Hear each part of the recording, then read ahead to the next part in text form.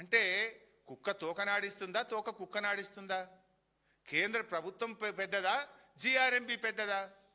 How GRMB will put it into the agenda? How dare they have? ఎందుకంటున్నా అంటే ఇవాళ ఒకవేళ Andhra Pradesh ప్రతిపాదించిందే కుట్రతోననుకో, GRMB ఏం చెప్పాలండి? ఇవి ఆల్రెడీ మేము మా కామెంట్స్ ఇచ్చినాము, మీరు అబ్జెక్షన్స్ చెప్పిండ్రు, వీటన్నిటిని పరిశీలించిన తర్వాతనే కేంద్ర ప్రభుత్వం ఈ ప్రాజెక్టులకు అనుమతి ఇచ్చేసింది, no more discussion on this అని చెప్పాలి కదా. దాని ఎజెండాలు ఎట్లా పెడతారు? ఒకటి, పెట్టే ముందు తెలంగాణని సంప్రదించరా? 2, 3, జిఆర్ఎంబీలు ఉన్న తెలంగాణ ఇంజనీర్లు ఎందుకు మౌనంగా దీన్ని ఎజెండాలో పెట్టడానికి మీరు అంగీకరించిండ్రు? అంటే రేవంత్ రెడ్డి పరోక్షంగా దీన్ని ఒప్పుకున్నాడా? రేవంత్ రెడ్డి సహకారంతోనే ఇది ఎజెండాలోకి వచ్చిందా అనేటువంటి అనుమానం కలుగుతూ ఉంది ఈరోజు. అసలు ఇవి పోతే ఏమైనా ఉంటుందా? సగం తెలంగాణ ఆగమైపోతుంది, హైదరాబాద్కు మంచినీళ్ళు దొరకవు, ఖమ్మం జిల్లా ఆగమైపోతుంది. మీకేమైనా సోయి ఉందా? మీరు పరిపాలన చేస్తున్నారా? ఏం చేస్తున్నారు? అసలు ఎంత ధైర్యం ఉంటే ఇది ఎజెండాలు వస్తుందండి? గుండె రగిలిపోతుంది ఒక ఉద్యమకారుడిగా. ఇలా తెలంగాణలో ఉన్న ఏ ఉద్యమకారుడైనా సరే, తెలంగాణ పౌరుషం ఉన్న ఏ వ్యక్తికైనా కూడా ఇలా ఆవేశం వస్తుంది ఈ ఎజెండా చూస్తూ ఉంటే. మీరు ఏం చేస్తున్నారు అసలు? ఇలా బీజేపీ నాయకులు కూడా దీన్ని స్పందించాలి. ఇది ఏ రకంగా అంటే మీ కిషన్ రెడ్డి గారు, బండి సంజయ్ గారు, యూ హ్యావ్ ద రెస్పాన్సిబిలిటీ. ఎట్లా పెడుతుంది జిఆర్ఎంబీ ఎజెండాలు? దాన్ని రివ్యూ చేయండి, జిఆర్ఎంబీని పిలవండి, ఇది ఏ రకంగా ఎజెండాలో వచ్చిందో అడగండి. అంటే ఆంధ్రప్రదేశ్ చెప్పంగానే జిఆర్ఎంబీ పెట్టేస్తుందా? తెలంగాణ ఈ దేశంలో ఒక రాష్ట్రం కాదా? రాజ్యాంగపరమైన హక్కులు తెలంగాణకు లేవా?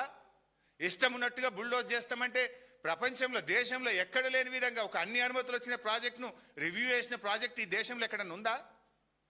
7 ప్రాజెక్టుల అనుమతులే రివ్యూ చేస్తామనే పరిస్థితి వస్తే అసలు ఈ రాష్ట్రం పరిస్థితి ఏంది?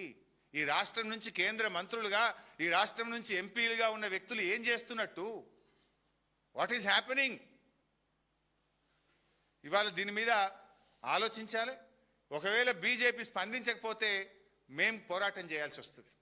ఇవాళ మీరు కూడా చంద్రబాబుకు భయపడి కేంద్ర మంత్రులు, బీజేపీ మరి పెదవులు మూసుకుంటారా, తెలంగాణ ప్రయోజనాలు కాపాడతారా కూడా ఇవాళ బీజేపీ కూడా తేల్చుకోవాల్సినటువంటి అవసరం ఉంది. ఎందుకంటే ఇక్కడ బాధ కలిగేది ఏంటంటే కాంగ్రెస్ గురించి అందరికీ అర్థమైపోయింది. మీరు కొత్త అనుమతులు ఒక్కటి తేలేదు, 3 ఏళ్లలో ఒక్క టీఎంసీకి తెచ్చింది లేదు. వార్దా ప్రాజెక్టు డిపిఆర్ వాపస్, సమ్మక్క సాగర్ డిపిఆర్ వాపస్, అడిషనల్ 1 టీఎంసీ కాళేశ్వరం డిపిఆర్ వాపస్, పాలమూరు రంగారెడ్డి డిపిఆర్ వాపస్. డిపిఆర్లు వెనక్కు తెచ్చుడు తప్ప మీరు ఒక్కటని అనుమతి తెచ్చింది లేదు. మేము ఆ రోజు కష్టపడి శక్తియుక్తులను ఉపయోగించి ఎంతో జాగ్రత్తగా 383 టీఎంసీలు ఒక గోదావరిలో మేము అనుమతులు తెచ్చాం. అవి ఇవాళ రద్దు చేసే పరిస్థితి వచ్చింది. ఇది ఎంత దివాళాకోరుతనం ఇది! అసలు మీరు ఒక్కటనే చక్కగా చేసిండ్రా? ఆ ఉన్న నీళ్ళను కూడా ఎత్తారు మీరు. గోదావరిలో మొన్న దేవాదుల్లో మేమే ఇక్కడ ప్రెస్ మీట్ పెట్టి ప్రశ్నించేదాకా 5 మోటార్లు నడిచినాయి. మీరే సాక్ష్యము. మేము మాట్లాడితే తెల్లారి 9 అయినాయా లేవా? మాట్లాడేదాకా 5 నడిచినాయి, మాట్లాడినాక 9 అయినా, ఇంకొకటి తక్కువనే ఉన్నది. ఇన్ఫ్యాక్ట్ కాళేశ్వరంలో ప్యాకేజ్ 6లో 7 మోటార్లు ఉంటే 4 నడుస్తున్నాయి. ఎల్లంపల్లిలో భాగంగా కాళేశ్వరంలోని ప్యాకేజ్ 6లో 7 మోటార్లు ఉంటే 4 నడుస్తున్నాయి, 3 కిందికి వదిలేసిండ్రు నీళ్లు. పైన మిడ్మానేర్ ఖాళీ, మల్లన్న సాగర్ ఖాళీ, రంగనాయక సాగర్ ఖాళీ, అన్నపూర్ణ ఖాళీ, కొండపోచమ్మ ఖాళీ, నృసింహసాగర్ ఖాళీ. నీళ్ళు ఎత్తండ్రా బాబు అంటే 4 మోటార్లు నడుపుతూ 3 కిందికి వదులుతీవి. పోనీ కృష్ణాలన్న సరిగెత్తిండ్రా? తెలంగాణ రాష్ట్ర ఏర్పాటు తర్వాత అతి తక్కువ నీటి వినియోగం ఎప్పుడు జరిగింది అంటే పోయిన 2 సంవత్సరాల్లో రేవంత్ రెడ్డి పాలనలో. మన రాష్ట్రానికి తాత్కాలిక కేటాయింపుగా 34% ఉంటే అది కూడా వాడలేదు, 28% వాడుతుండ్రు. Ever lowest utilisation in river Krishna in this Congress 2 years rule. అంటే కాంగ్రెస్ పాలనలో కృష్ణానది జలాలు సరిగా వాడరు, గోదావరి జలాలు సరిగా ఉన్న సిస్టమ్ను ఎత్తిపోయారు. అన్లెస్ బీఆర్ఎస్ పోరాడితే తప్ప దేవాదుల మోటార్లు అనగావు, కాళేశ్వరం మోటార్లు అంతకంటే అనగావు. పోనీ తెచ్చిన ప్రాజెక్టుల అనుమతులు కూడా పోయే పరిస్థితి, అంటే ఉన్న గోషి కూడా పోయేటట్టు ఉందిగా. కొత్తదేం లేదు. సాధించి పెట్టిన అనుమతులు, తెచ్చిపెట్టిన క్లియరెన్సులు కూడా రద్దు చేసే కాడికి వచ్చిందంటే ఈ రాష్ట్రం ఏమైపోతుంది అనేటువంటి ఒక ఆందోళన, ఒక ఆవేదనతో మేము మాట్లాడవలసినటువంటి వస్తుంది. చేయాల్సిన పనులు చేయరు, వెకిలి మాటలు, వెకిలి చేష్టలు తప్ప ఒక్కటైనా సరిగా చేసేటువంటి పరిస్థితి లేదు. ఇన్ఫ్యాక్ట్ సమ్మక్క బ్యారేజ్ ఇందులోనే ఎజెండాలో ఇవేమో 7 ప్రాజెక్టులు రద్దు చేసింది 18.3.6 ఎజెండా, ఇంకోటి 18.3.7 నెక్స్ట్ ఎజెండా దాని తర్వాతది. దీంట్లో ఏమంటారు, సమ్మక్క బ్యారేజ్కు ఎట్టి పరిస్థితుల్లో అనుమతులు ఇవ్వద్దు, ఇది రద్దు చేయాల్సిందే అని. ఇందులో ఇంకేమంటారు కింద లాస్ట్కు, దీంట్లోనే granting clearance to Sammakka Sagar project in this situation would be a direct violation of GWDT award and would cause negative impact on the Polavaram irrigation project and Godavari Delta system, Dhavaleshwaram, and results in huge deficit flows to the downstream projects in the territory of Andhra Pradesh. Samakka Sagar ku anumati iyaddu, అనుమతిస్తే మా పోలవరంకు నీళ్లు తక్కువైతాయి, మా Godavari delta సిస్టమ్కు నీళ్లు తక్కువైతాయి అని వాళ్ళు Andhra Pradesh బెట్టుడు GRMB ఎజెండాలో ప్రతిపాదించు. ఇక్కడ ఇంకో ఇంపార్టెంట్ పాయింట్, మీరే ఏమంటున్నారు, గోదావరిలో నీళ్లు చాలా ఉన్నాయి, గోదావరి నీళ్లు సముద్రం పాలవుతున్నాయి, మేము గోదావరి బనకచెర్ల కడతాం, గోదావరి నల్లమల్ల సాగర్ గట్టి నీళ్ళు తీసుకుపోతాం, కావలసిన నీళ్లు ఉన్నాయంటున్నారు. అంటే మీ కోటాకు మించిన నీళ్లతోని గోదావరి నల్లమల్ల సాగర్ కడతామంటారు. మా హక్కుగా మా 968 TMCలో భాగంగా సమ్మక్క సాగర్ ప్రాజెక్టు కట్టుకుంటామంటే దానికి అనుమతులు ఇవ్వద్దు అని చెప్పి ఆంధ్రప్రదేశ్ చెప్పుడు, GRMB ఎజెండాలో పెట్టుడు. ఇక్కడ ఫన్నీయెస్ట్ పార్ట్ ఏంటంటే, ఆల్రెడీ సమ్మక్క సాగర్కు BRS అనుమతులు సాధించింది. This is the clearance. Sammakka Sagar ప్రాజెక్టుకు 47 TMCలు కేటాయిస్తూ కేంద్ర హైడ్రాలజీ విభాగము 25/8/2022 25/8/2022 నాడు సమ్మక్క సాగర్కు 47 TMCల నీళ్లు కేటాయిస్తూ ఆనాటి కేసీఆర్ గారు ప్రభుత్వం అనుమతులు సాధించింది. కేసీఆర్ సాధించుడు, రేవంత్ రెడ్డి ఇడిచిపెట్టుడు. ఆనాడు 7 ప్రాజెక్టులకు అనుమతులు చేస్తే అవి రద్దు కావాలంటారు. ఇప్పుడు సమ్మక్క సాగర్ ఎందుకు, ఈ సమ్మక్క సాగర్ ఎంత ఇంపార్టెంట్ అంటే, SRSP స్టేజ్ 2 ఆయకట్టుకు నీళ్ళు వస్తలేవు. మా దయాకరణ కాన్సెన్స్ అనలే ఉంటుంది, మహబూబాద్ అనలే ఉంటుంది, మహబూబాద్ కూడా అనలే ఉంటుంది, డోర్నకల్ కూడా అందులోనే ఉంటుంది. SRSP స్టేజ్ 2 4 లక్షల ఎకరాలు. SRSP ప్రాజెక్ట్ కట్టిన తర్వాత దాని ఇన్ఫ్లోస్ తగ్గినాయి, స్టేజ్ 2 ఆయకట్టుకు నీళ్ళు రావడం లేదు. అందుకోసం 4 లక్షల ఎకరాల SRSP ఆయకట్టుకు సమ్మక్క సాగర్ నుంచి వాడుకుంటాము. అదేవిధంగా రామప్ప, పాకాల 40,000 ఎకరాలు, గ్యాప్ ఆయకట్టిన్ ములుగు నియోజకవర్గము, అదేవిధంగా drinking water for Warangal district అని 47 TMCలు ప్రతిపాదిస్తూ ఆనాడు BRS పంపింది. దానికి కేంద్ర హైడ్రాలజీ విభాగము 2022లో అనుమతి కూడా ఇచ్చింది. మేము అనుమతులు తెచ్చినాం. ఈ కాపీ మీ అందరికి కూడా ఇస్తాను, ఏ రోజు అనుమతి వచ్చిందో.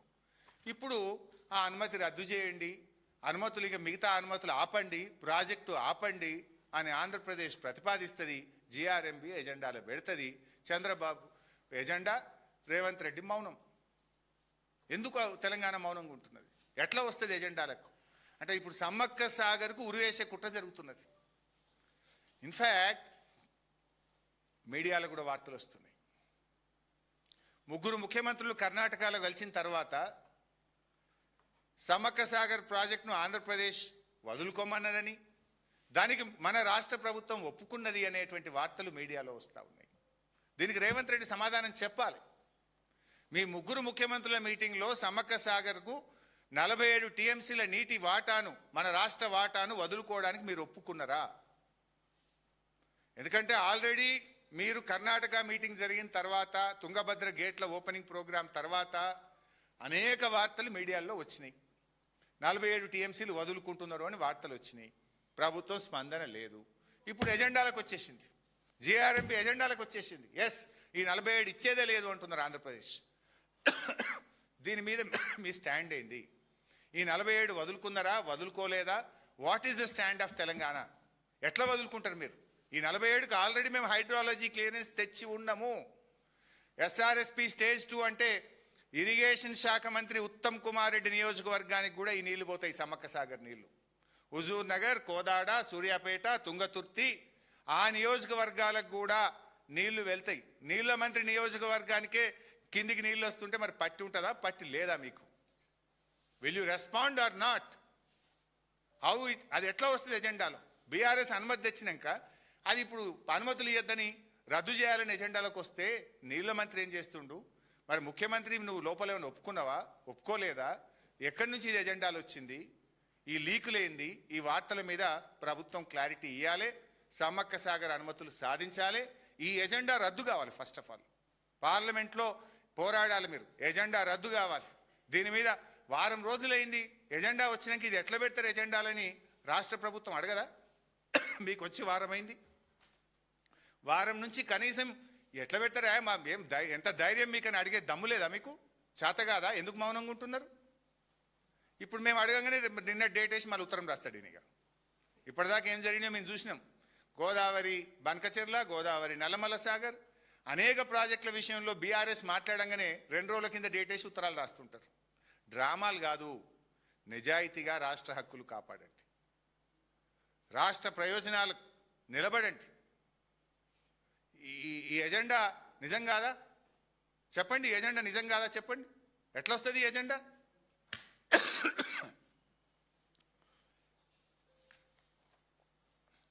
ఇవాళ ఏమైపోయింది?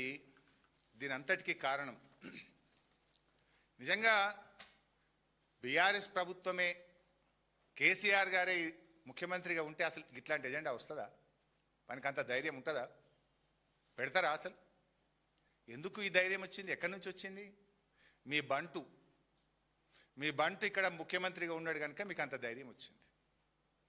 ఇవాళ ఈ ఎజెండా ఎక్కడికి వెళ్ళి వస్తుంది?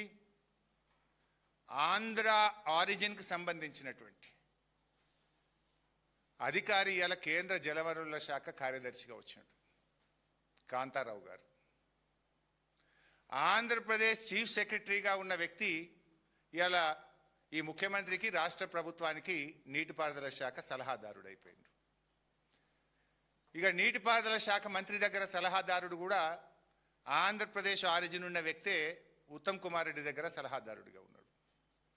ఇక మన ఈఎన్సీ ఆంధ్రప్రదేశ్ ఆరిజిన్కి చెందిన వ్యక్తే ఇవాళ తెలంగాణ నీటిపారుదల శాఖ ఈఎన్సీ అయిపోయింది. ఇక జాయింట్ సెక్రటరీ ఈ మధ్య ప్రజెంటేషన్లు ఇస్తున్నాడు బాగా. ఆంధ్రప్రదేశ్ ఆరిజిన్కి చెందిన వ్యక్తే సెక్రటరియట్లో చక్రం తిప్పే జాయింట్ సెక్రటరీ ఇరిగేషన్గా ఉన్నాడు. ఇక మొత్తం సిస్టమే ఇలా చేతులు అయిపోయింది. ఇక ఎక్కడ తెలంగాణ హక్కులు కాపాడతారు? అసలు ఏం జరుగుతుంది రాష్ట్రంలో? బీఆర్ఎస్ ఉండుంటే ఎజెండా పెట్టే పరిస్థితి ఉండునా? అసలు పెట్టు ఆ ధైర్యం ఉంటుందా వాళ్ళకు? ఇలా ఆంధ్రప్రదేశ్ ఇంత ధైర్యంగా మన ప్రాజెక్టులను అడ్డుకుంటుంటే నీటిపారుదల శాఖ మంత్రి మౌనం, ముఖ్యమంత్రి మౌనం. ఇక్కడ ఇంకో ఇంపార్టెంట్ పాయింట్ మీరు గమనించాలి. ఆంధ్రప్రదేశ్ పంపింది, ఎజెండాలో పెట్టినాము అని జీఆర్ఎంబీ రాసింది. మరి నువ్వెందుకు పంపలే ఎజెండా? ఫస్ట్ ఆఫ్ ఆల్ ఇవి పెట్టకూడదు, ఎందుకంటే already cleared by government of India. Number 2, Godavari Banakacherla మీద నువ్వు ఎట్లా కడతావు, దాన్ని ఆపాలి, దాన్ని గోదావరి బనకచెర్ల ప్రాసెస్ సిడబ్ల్యూసి చెయ్యొద్దు అని తెలంగాణ కూడా రాయొద్దా? రాస్తే మరి జీఆర్ఎంబీ ఎజెండాలో రావద్దా? ఎందుకు గోదావరి బనకచెర్ల మీద, నల్లమల్ల సాగర్ మీద సైలెంట్గా ఉన్నావు? నువ్వెందుకు దీన్ని ఎజెండాలో పెట్టలేదు? ఈ అక్రమ ప్రాజెక్టును ఆపాలని తెలంగాణ ఎందుకు అడగలేదు అని మేము సూటిగా అడుగుతా ఉన్నాం. ఇప్పటికే డ్రామాలు ఆడినావు, వ్రిట్ అన్నావు, సూట్ అన్నావు, నవ్వుల పాలైనావు. సూట్ వేసుకొని పోయినావు, వ్రిట్టు డిస్మిస్, సూటు అలో కాలేదు. వ్రిట్టు సూటు పేరు మీద ఏడాది టైం వేస్ట్ చేసినావు. ఈ ఏడాది అర్థం తర్వాత జీఆర్ఎంబీ మీటింగ్ అయితే తెలంగాణ గోదావరి బనకచెర్లని ఎందుకు ఎజెండాలో పెట్టించలేదు? వాడేమో మనకు వచ్చిన అనుమతులు రద్దు చేయాలంటాడు, కొత్త అనుమతులు ఇయ్యొద్దంటాడు. నువ్వేమో అక్రమ ప్రాజెక్టు అన్యాయంగా కట్టే గోదావరి బనకచెర్ల గురించేమో తెలంగాణ అడగదెందుకు అని నేను అడుగుతా ఉన్నా. వై యు ఆర్ మమ్ అంటే